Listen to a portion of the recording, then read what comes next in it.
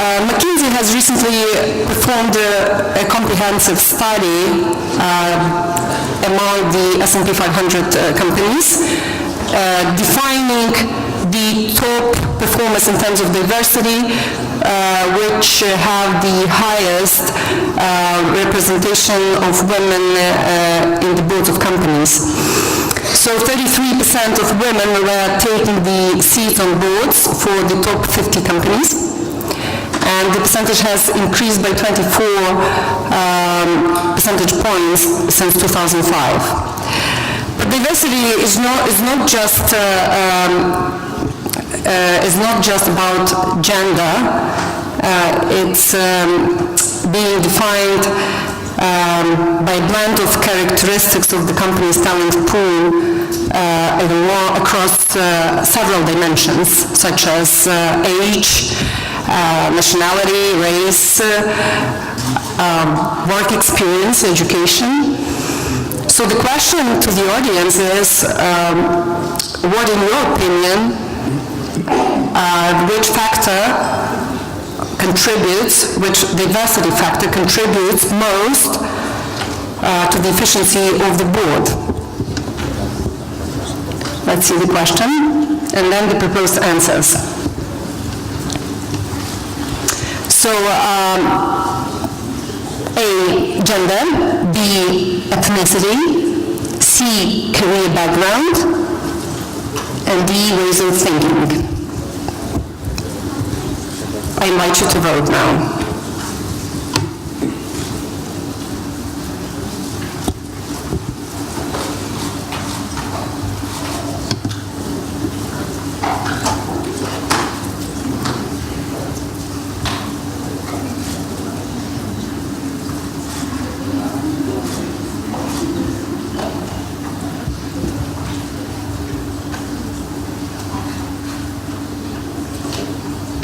So it reflects the society in general. I think the answers to the questions, where we less think about gender while really going to, career background and how the people think. But let's see how this may change after the panel.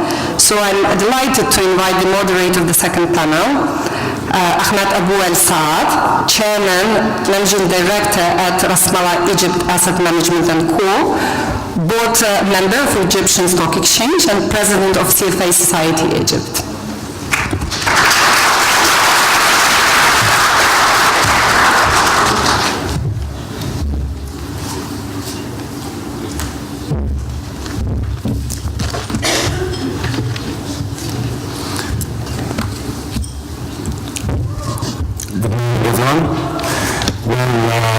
I'm so happy I'm proud to be with you today, especially after the very high-level first panel. It puts a lot of pressure on me. Well, regarding our topic, which is about the diversity of the boards, I think that international legal binding human rights instruments, and don't feel very strange when someone coming from Egypt to talk about the human rights things, okay, or coming from the Middle East, okay, but it calls for diversity and prohibits any discrimination on any basis, not just gender, but also the color, sex, language, religion, or any even political opinion. I think the attempts to narrow the gaps between diversities imposing official codes or official quotas for women or for some cultural backgrounds, or doing it on a volunteer basis. I think also it was proved by many recent research studies that this fight team has shown to deliver better performance either on the operational level or on the financial performance of the corporates.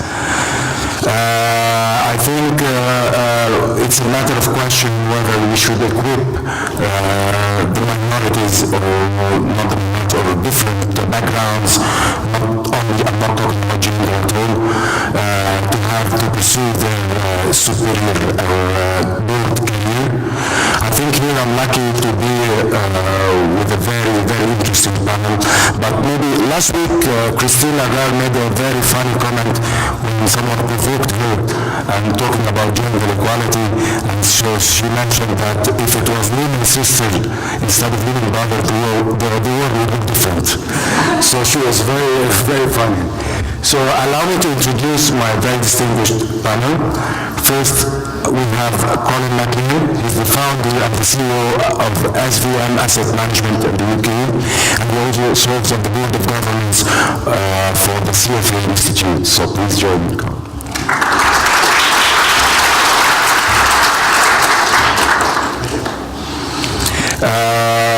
Also, I'd like to welcome Engin Akçakoca, who's the head of the Supervisory Board of PrivatBank, and I hope I pronounce it properly this time, because I've been training on it for the full one.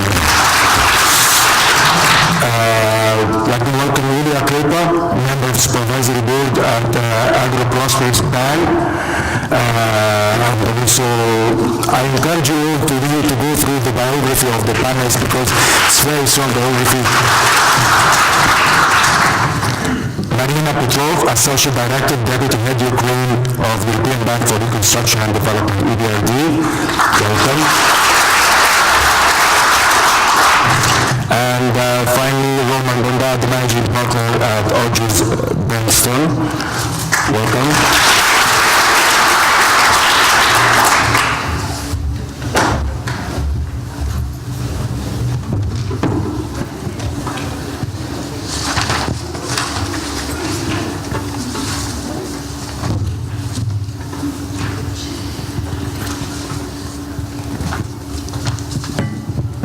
So, thank you all for your time and for joining the panel. I think here, as finance people and as people working in the investment field, what we care about is return. To get it from the end. I'm an asset manager. I work in investment. I manage money on behalf of my clients. Their target is to achieve returns. But how to achieve this return? This is a really important question. So I'll start with Colin as working as well with me in the same industry, which is asset management, but mainly in the UK, and managing a lot of investment professionals that invest in big corporates, listed public equities. So I think that the top 100 D&I companies, diversity and inclusion index made by auditors, it says that the companies with the diversity, they perform much better than the benchmark, either on ROE level or stronger operating margin, or even that they yielded better dividends. So do you think that there's an evidence of diversity that affects the company performance?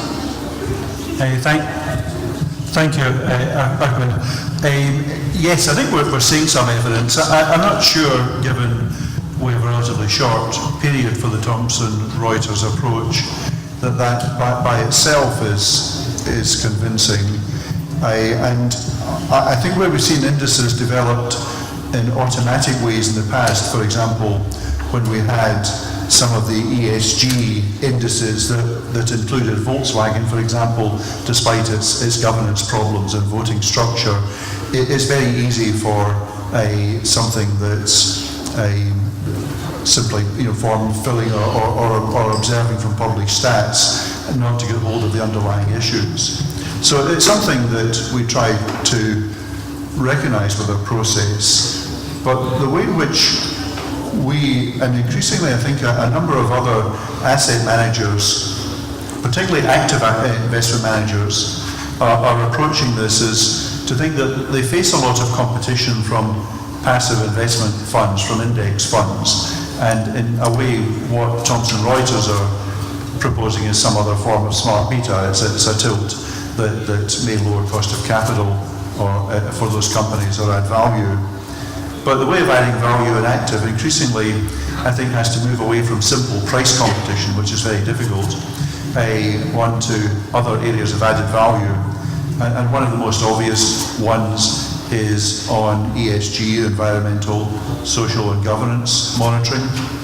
And that's coming along at the same time as I think a lot of investment professionals and indeed CFA Institute is thinking a lot more about the role of professional investors. The mission for CFA Institute was changed a few years ago to incorporate for the greater good of society.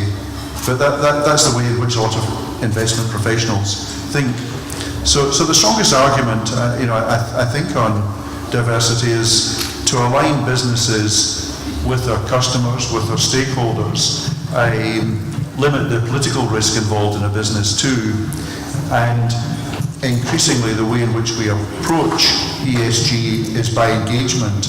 And what we have found, and there's been some research to support this, that it's not so much a matter of whether you've attained a particular state of diversity as measured, say, by women on the board, but what the direction of travel is and whether there are policies that support that. So we're working much harder to make diversity work within the companies we invest in to try and see what they're implementing. And it's a matter of ongoing engagement and discussions rather than simply scoring and voting. Excellent. Well, again, maybe this didn't get me to the exact outcome that I want, because I'm here as an asset manager. I really want to talk about the return I'm getting from this. So if you can allow me, no, I'm happy with the answer, but I want to solidify the answer and to make it more clear maybe with Engin. If you really think that that you consider that there was like real conclusion that you find like the stock prices of the companies that apply the diversity, were they positively affected by this diversity? Thanks, Ahmed. Thank you, Ahmed. First of all, I cannot talk as long as he did. I want to make a comment on the result of the ballot. Past career is more important than different way of thinking. The way of thinking surfaces after you join the board. It is very difficult to find out the way of thinking before you join the board. But Ahmed, diversity is everything. Be it gender, be it knowledge, skill, race, culture, religion, age, it's everything. In Ukraine, gender-wise, they are lucky. As Oksana or Gontareva said, they are lucky. In your world, in my world, where society is more conservative, things are more difficult with respect to gender. The easiest way of maintaining diversity is trying to provide gender equality and getting expertise in your world.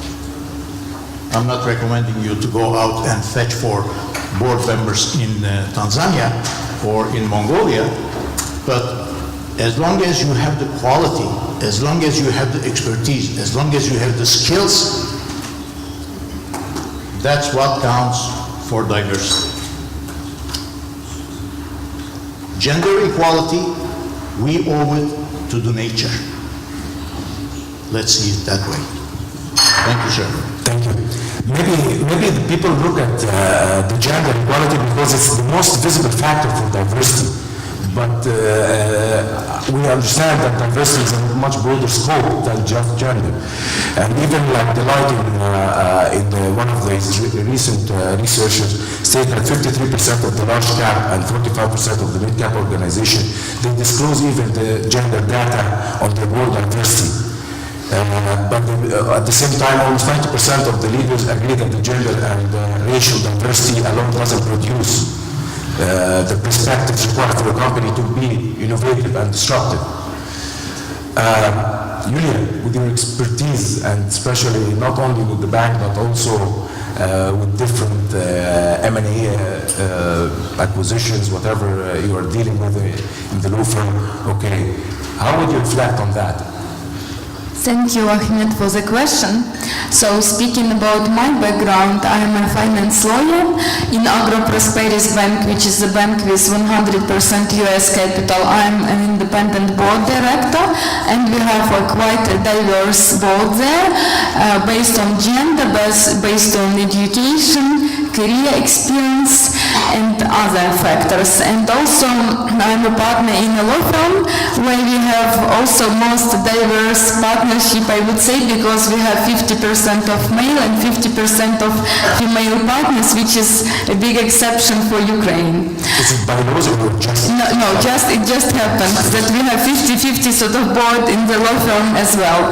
So, speaking about my experience and universal knowledge and the experience which I've got working with many banks and law firms worldwide, I think everybody would agree that overall better performance of the company is achieved when we have diversity in the board and diverse decision making. Then companies with diverse representatives in the board, they achieve better innovation because they avoid groupthink, which happens if the board comprises only people which belong to the same gender, which have the same background and the same career path. And diverse companies also manage disruptions in a better way. These three factors are crucial, and that's why I think it's important when hiring board members not to introduce many exclusive criteria or criteria which would exclude some groups from being eligible for applying to the board positions. Although I would agree that first of all, diversity can never be a tool itself. It's an instrument to enhance performance of the company, to achieve better performance, to avoid groupthink, and also to have different frames of reference and different viewpoints which would protect both the interest of the shareholder, interests of, for instance, depositors or creditors if we're speaking about the bank, and interests of other counterparties. That's why it's important to have variety of views and the different career background, for instance, legal, financial background, investment banking, operational, to achieve the most balanced way of adopting decision. And secondly, I would also agree that the gender could not be a defining factor for diversity. It's important factor, as women are known for better developed soft skills, for female style of leadership, for better and more developed intuition, so they definitely contribute into decision making of the companies because they have different skills which sometimes men don't have developed at so big level, but it could not be the only factor which defines the diversity. And also, last statement I would make, that it's quite arguable if we need to have quotas for female representatives in the board, like we can see in Nordic countries, because definitely women should have equal opportunities to be elected on the boards, but equal opportunities don't mean in the same time that they should be elected just because they are women, and because of their gender they are allowed to underperform. So if women apply for top-level positions in the boards, they should understand that equal opportunities are already great, but they should be ready to deliver and perform in the same way as men do. And that's why I think for Ukraine now, and for countries where this diversity approach is just forming, it's good to have targets. Like our target is to have, let's say, 30% of female representatives, but it should not be mandatory. Because if we cannot find 30% of female representatives which are ready to deliver and work hard, we should not employ them or appoint just because of their gender at this stage. Well, it's very clear that you're coming from a legal background. Okay, very clear. Especially you are lawyer, you know, you are doing like doing well, I believe in diversity but we have our boards 50-50. The women have developed better soft skills than men, but still you have to have equal opportunity. So I love how you were like taking us from the right to the left, and then it's the diversity of the backgrounds or the experiences that forms really the good ingredients for better performing companies, I think. Thank you very much. But I'd like to take this to Marina as a representative to the EBRD involved in many countries. I think there was an agreement in the room, even in the question that we raised. It's not only gender diversity would be important, but from your experience with EBRD serving in different countries, would it be important to consider the gender diversity alone, or would it be like to widen the scope? Should we really depend on the example of the Nordic countries, like imposing quotas, or just having the diversity as an objective and work volunteering on several initiatives to achieve the diversity on the work? Thank you very much for the question. You may know that in EBRD, because we have this dual role of being an investor and lender and an institution that is promoting reform, we take corporate governance extremely serious. What we do on two fronts. On one side, we are working with key stakeholders in the countries in promoting corporate governance codes, in reviewing the efforts that have been made in issuing certain recommendations on how you could improve the governance standards in the country. And then, as an investor, we have to make decisions every time when we buy a stake in a company. Who do we appoint to be EBRD nominee to a supervisory board, and then we also need to engage with other shareholders in discussing what sort of composition do we think is appropriate for a particular company. So in our role as a policy advisor and policy promoter, we do lots of studies, and clearly we see that the issue became much more important. You see more and more governance codes being issued. In certain countries, there is now a policy that clearly calls for better gender diversity. Maybe not enough countries, because we have made a study of the countries where EBRD operates, which is former socialist countries plus Turkey, and now like the Mediterranean region. And apparently only in 5 countries there is an explicit call for gender diversity, which is Albania, former Yugoslav Republic of Macedonia, Greece, Poland, and Romania. Clearly this is not enough, and this is something for us to continue working on it. We also see that in Europe in general it's easier to promote gender diversity, and maybe this is one of the topics for discussion. Why is it easier in Europe? For example, it's quite surprising to see that in EU countries, since 2010, the share of women in the boards increased from around 12% to 25%, whereas in US they started at 12.7 and they are still at just 14.2. Very interesting question. And clearly, in Asia it's much more mixed, but they are behind Europe. I think what would be interesting for our discussion, I've heard it already twice, that in Nordic countries in Scandinavia there are quotas. So I would like to disillusion you. We have looked at the issue. Only in Norway there is a specific quota, and then other countries that have quotas are Belgium, France, Germany, and Italy. Countries like Finland, Denmark, Sweden actually don't have quotas. And this is, again, counterintuitive, to us, but, it would be really nice to understand why they're doing it, and maybe there is some thinking behind it, why countries that already have, significant female representation in the parliament, in the government, are more reluctant to have formal quotas. What we also see is once you introduce formal quotas, you achieve the results much quicker. they clearly, if you force companies to have 30 or 40%, they deliver. But then the question is it the quality delivery? Aren't we compromising the process by forcing, to have women just for the sake of having women? And I could say personally, I do share the view that Valeria said, I want to be appointed to a position because of my qualities, of my professional experience, of the skills that I could contribute to the work of the supervisory board, not just, for the sake of, being a woman.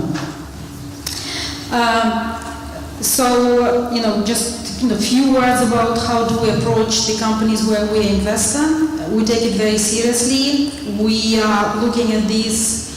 Well, actually, we are looking now at increasing the female representation in our own top management. We've identified that was an issue for EBRD, but we are also, trying to increase the number of female representatives that are nominated by the EBRD in our investee companies.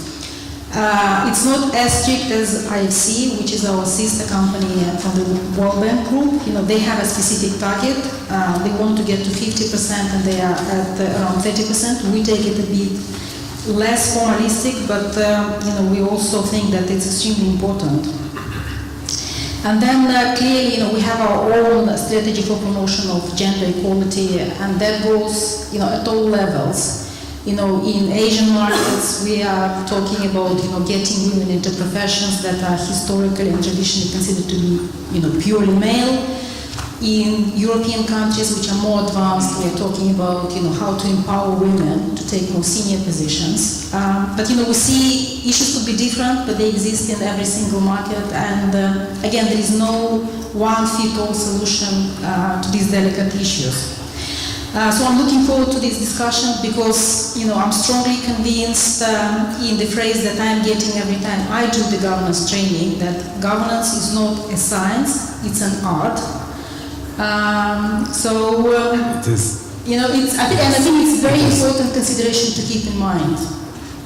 Well, the thing is that if we enforce quotas, I think there will be a big doubt about the sustainability of having competent board members. Like, for example, we need to have quotas at 40%. So maybe there is no competent board members, so we're just hiring someone because they belong to the specific gender, specific race or something like this. So that's a big question. For example, in a country like Egypt, for example, which is a little bit conservative as Turkey, which, like we just said with Engin, but we have like 1/3 of the cabinet are women. It happens not because we have a quota, or definitely would love to see more. But I'd like, for me, it's my first time to Ukraine, and honestly speaking, standing in this room and looking at the whole of the first panel, why are we discussing this topic in this country? I can see that a lot of intellectual women all over the place, high professionals. So I don't think that, but maybe it's a very good place to have this conference here because it acts as a role model maybe for other less developed countries, for example. But I think now to Roman, because I know we were just talking, and I just knew that you just finished like an extensive research on the Ukrainian example, on the diversity of the board or the board composition. So I'd like to ask you about this. What's the case of Ukraine? And is the diversity relates to the nature of a country, or is it industry related, specific industries that have more, for example, female representation on their boards? So what's the Ukrainian case here? Thank you, Ahmed. To have such many women right now in this audience, it's really good, but we have, I should say that we have extremely big problem with diversity if we are talking about the hiring decisions to the board. And I believe that's the issue of the, in Ukraine we have not so many companies that operate globally. And we are not facing with diversity issue as mandatory requirement. For example, if you are a public listed company in stock exchange in London or something. And I should say that during my assignments for private and state-owned companies, I have to say that we have so-called men's club problem, and that's true. And definitely with state-owned companies it's a bit easy because recently we have issued guidelines, because I'm here representing Ukrainian Corporate Governance Academy, which is trying to contribute to the regulation in a soft way. We are really against the quotas. We believe that we should influence onto the corporate governance with recommendations, with guidelines. And we set, for example, our recommendation is to each state-owned company to have not less than 40% in their boards. Unfortunately, right now there are none who fit this requirement. But I should say about this problem from a bit another perspective, because I have conducted four selection processes for the largest state-owned enterprises like Naftogaz, NGU, Ukrzaliznytsia, Ukrenergo. And I should say that during these assignments I have faced with lack of willingness to participate from my talent pool, because as a hunting company we definitely have our talent lists. We have more than 1,000 men and who are ready to participate, and around 200 women. And when we were approaching these women in order to encourage them, as Marina said in first panel, we have faced that almost all of them are risk averse. They are showing risk averse. They do not feel themselves ready to participate as a board member in state-owned enterprises instead of men. So my point right now that we have to concentrate and focus in promoting the role of women in, especially in boards. And for example, I can give you some statistics. Recent selection process for Ukrainian post. 73 candidates applied, among them only 6 women. So that's a problem, and we should talk about that. And definitely, it's an international, only asking also for international expert, not only Ukrainian, right? In general, yeah. In general, but that's definitely an issue for how we promote this vacancies among other countries and other communities. But we have to not only encourage but show good examples what it looks like to be a woman board. What should I do in order to make value? And referring to the result of the survey, I should say, on my personal experience, career path is the key decision-making element when board selecting new members. And because key is what value you can bring, not the gender issue, etc., especially for the state-owned enterprises. In that case, we have several kind of industries where we have huge problem with that, and banking, financial institutions are one of that. Only 11% of the Ukrainian banks has more than one woman board. And maybe I want to refer question to Engin, because what actually your strategy about diversity for PrivatBank, because you have no women inside your board now.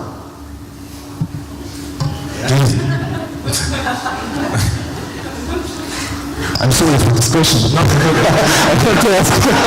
You called me when I was sleeping. First of all, our board in Privat Supervisory Board has 7 members. 1 Turk, 1 American lawyer, 1 Italian investment banker, and 1 EBRD king, and 3 Ukrainians. Pretty much diversified. But we have 1 woman, the acting Minister of Finance, as our board member. And between you and me, she is equal to the total of the 6 of us. Now, could we have had more? Definitely. For me, no quota. You're not obliged, don't feel, obligated to hire a woman, but make sure that your candidate pool has a rule of 50-50. And make sure that the assessment committee, which is going to assess this 50-50 pool, is composed of 50-50 also. And then accept the result. Because as we said, skill is important. Knowledge is important. Past experience is important. Career is important. And these are the most important quality factors that I will be looking in a supervisory board director. By the way, we were drafted by the government, so we did not have any say in our composition. But we appointed management board 10 days ago. And out of 8, 3 are women. Now, is it adequate? No. Did we have a rule of 50-50 candidacy pool? No. But we use professional companies like your company also. I would have wanted to see more women in the management board.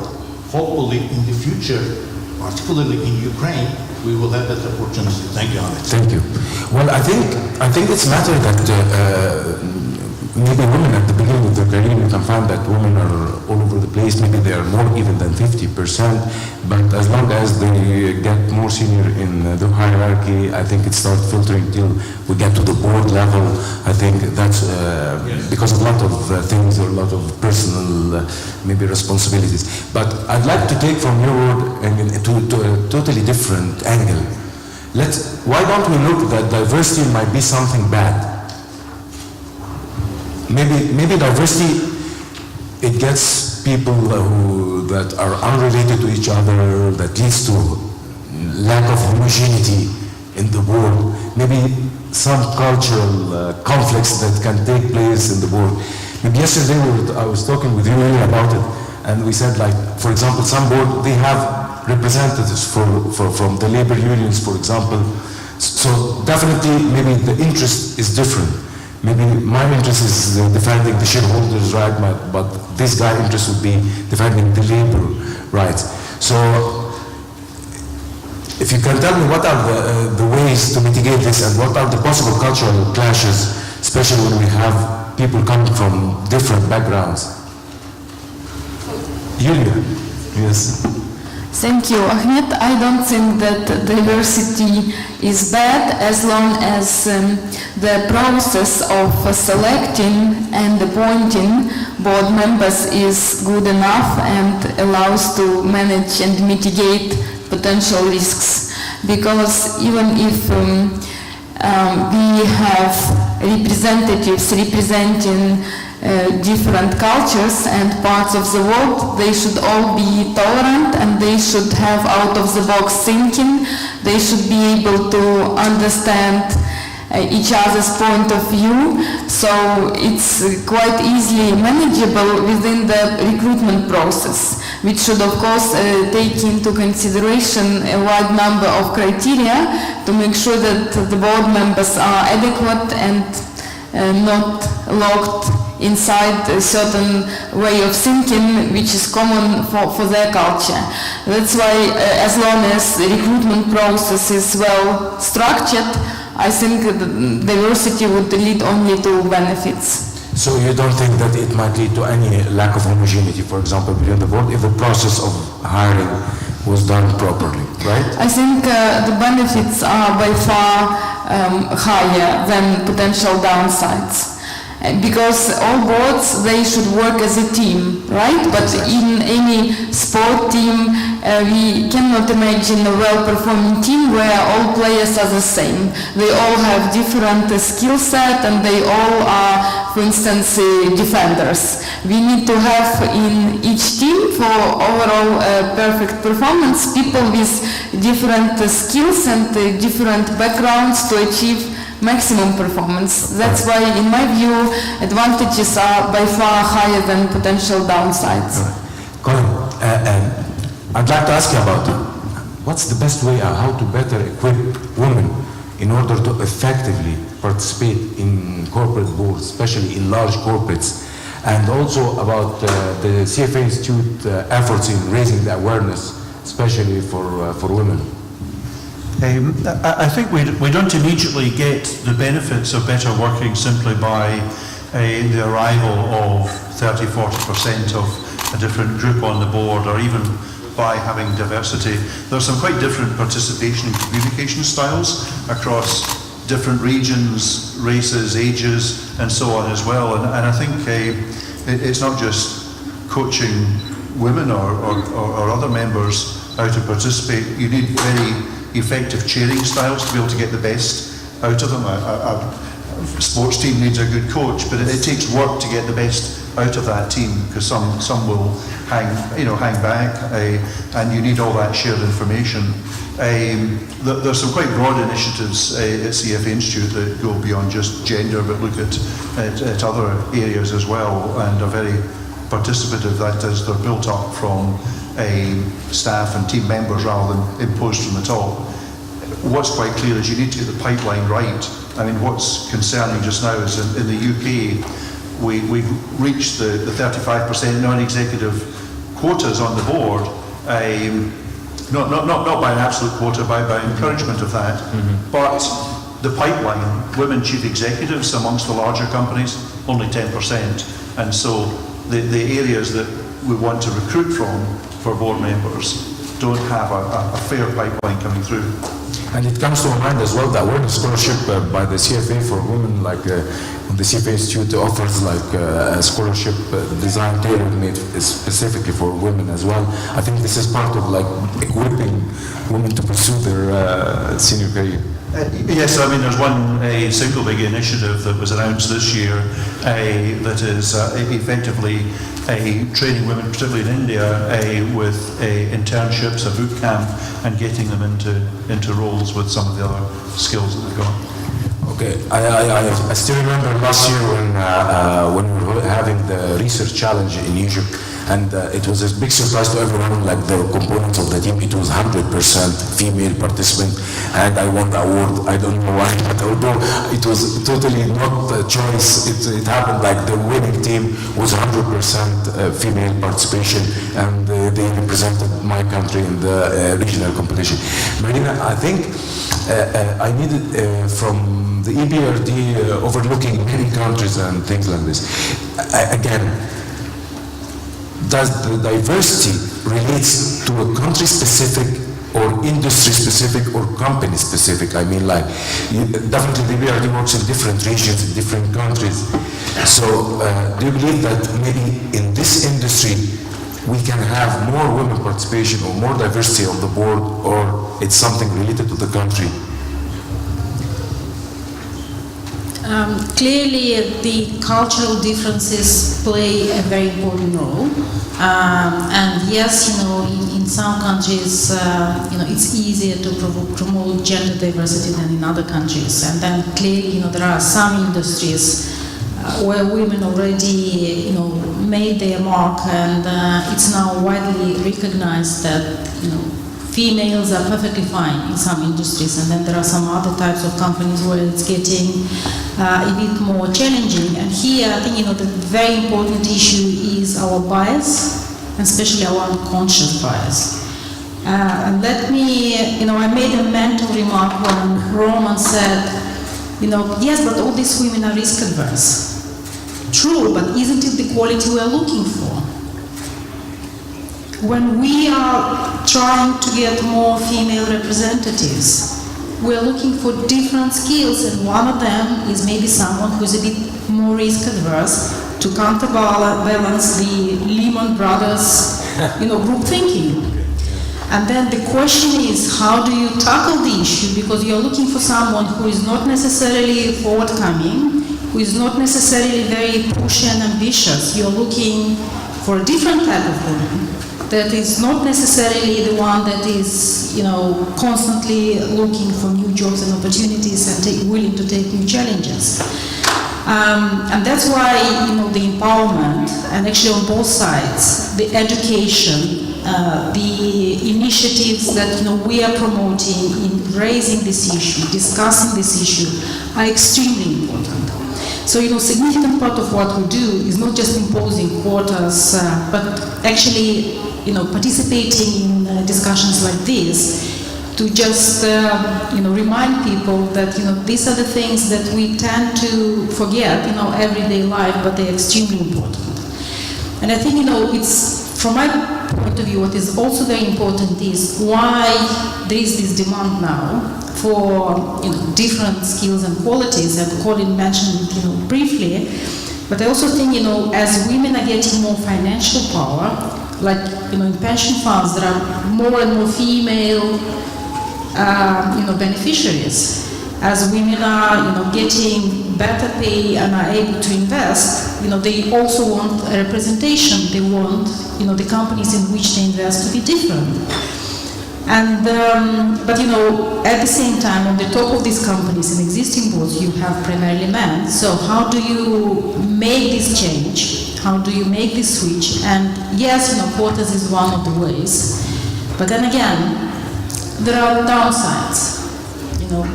Downsides. It's a very difficult question, but women should not be shy about raising their voice and asking for what we deserve. Because, lots of women are working very hard and are making contribution to economy, and it has to go all the way up to the very top level. Okay, then this takes me clearly to my next important topic, which is what are the qualities needed for women to pursue their board career and to upgrade themselves the seniority level at their corporates up to the board career. Roman, what do you think? What's needed? What's there to make the woman speak up as we just mentioned? It's I'm not sure that's an issue of competence, but I think that each woman should understand that if she's among in men's community, in board, for example, or in management board, in supervisory board, she should compete for her right to influence with men's.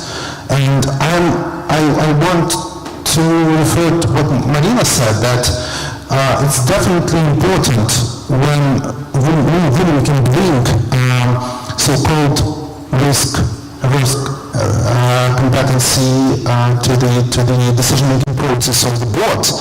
But at the same time, we should understand that there are so-called stereotypes that women prefer more to take care than to take change. And when women are hesitating or a bit shy of expressing their opinion, by men's community, it's for men it means that you cannot contribute, you cannot influence. So my personal opinion that women should be, brave, more confident in expressing, in influencing. And that's the way how we can break the stereotype. And by the way, I want to ask a question to the female part of this audience. How many of you wants to contribute or participate in boards as a board member? Please raise your hands. Okay, so it's almost so it's quite good. So send me your CVs. Do you have enough vacancies? I'm sure Many applicants. so we can satisfy this. If you open the application for the post position, you would have many more applicants now.